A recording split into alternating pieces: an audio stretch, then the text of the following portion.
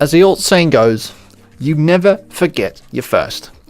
The Porsche 917 was the first Porsche ever that won the 24 Hours of Le Mans, bringing an end to a period of Ford dominance with the GT40. Since that first win, the 917 went on to great success, spawned a number of variations and became one of the most iconic sports cars of all time. But it certainly wasn't an easy road for Porsche. The origins of the 917 started when FIA changed the rules on sports car racing in 1968. The International Championship of Makes would combine the Group 6 and Group 4 categories. The latter could only compete if the team produced 50 cars to sell to privateers. This was later brought down to 25 because the number of entrants was low. Porsche decided to take advantage of this rule with a whole new car.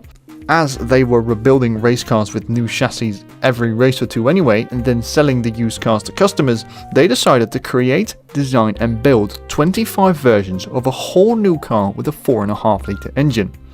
This was done with only one goal: to win its first overall victory in the 24 Hours of Le Mans in 1970.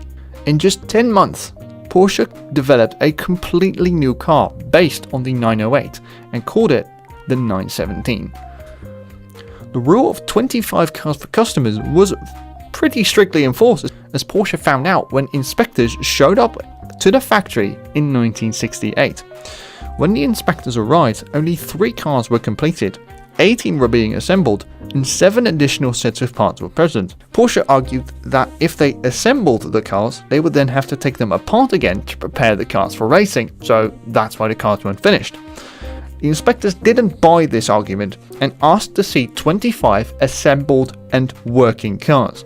When they returned a few months later, Ferdinand Piëch showed the inspectors 25 917s parked in front of the Porsche factory to the inspectors. Piëch even offered the opportunity to drive any of the cars, but that was declined.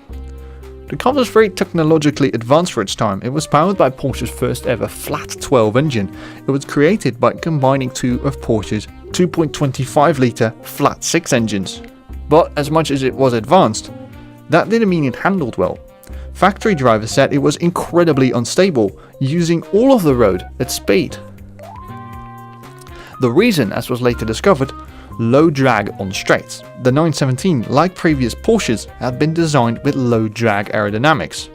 The only problem was that the 917 was significantly faster than anything they had previously built, so handling was severely compromised. As a result, the 1969 season wasn't exactly a positive one for Porsche, with a fatality at Le Mans when gentleman driver John Wolf crashed his 917 at Maison Blanche. Porsche needed to act fast and partnered up with the JWA Golf team, which became the official Porsche team and development team. During testing at the Oostenrijkring, the team discovered that the tail of the car had no air whatsoever flowing over it. The car's tail was then modified and it greatly improved handling.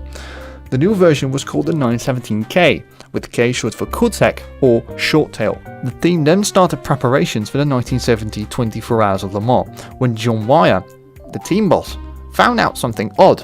He wasn't the only one who had been getting support from Porsche. He knew about the Salzburg team, a works team under control of members of the Porsche family.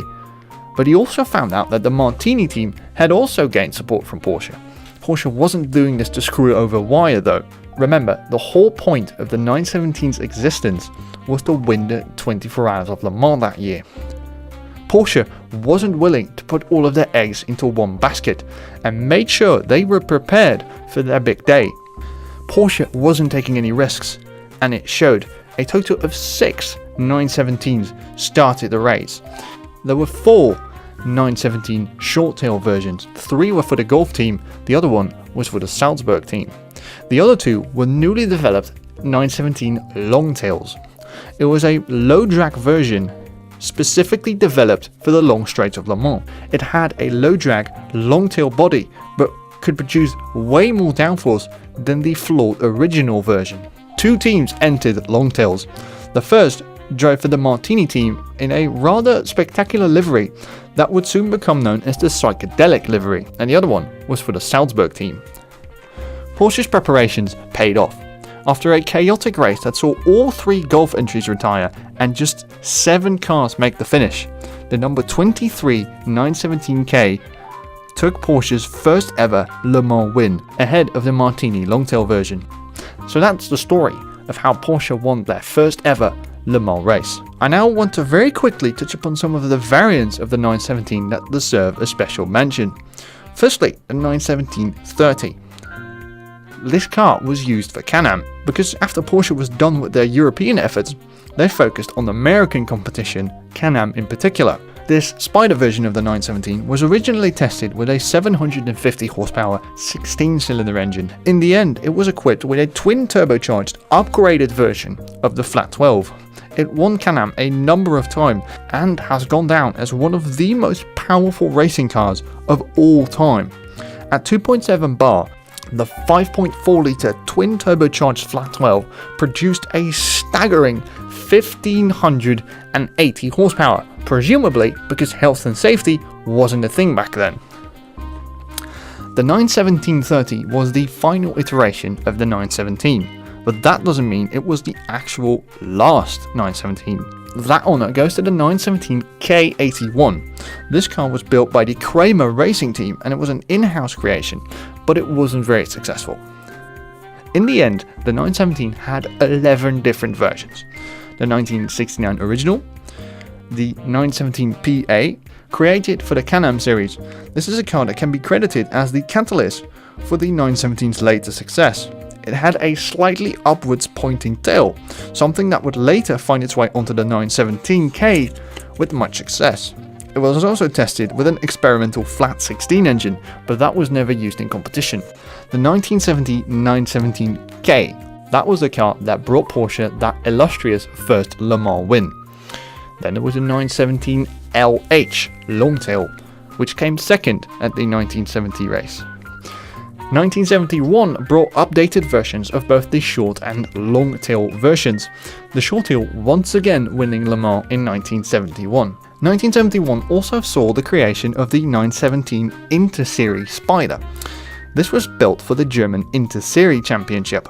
Two of these were converted from 917 PAs and one was converted from a crashed 917K. The Inter-Serie Spider was very successful and won the 1971 championship. The 917 PA was also developed into the 917-10. This was driven by Joe Siffert for the North American Can-Am Championship. Porsche also created an experimental version of the 917 in 1971. It was called the 917-20. It was meant to combine the low drag qualities of the long tail and the stability of the short tail. It was only raced once at Le Mans in 1971. Because of the way it looked, it became known as the Pink Pig. It currently resides in the Porsche Museum in Stuttgart. In 1972, Porsche turned their attention to Can-Am, and they did it first with the 1972 version of the 917-10, also known as the 10K. This was Porsche's first full-hearted attempt at Can-Am, and it was successful. It won the championship in 1972. 12 of these still exist today.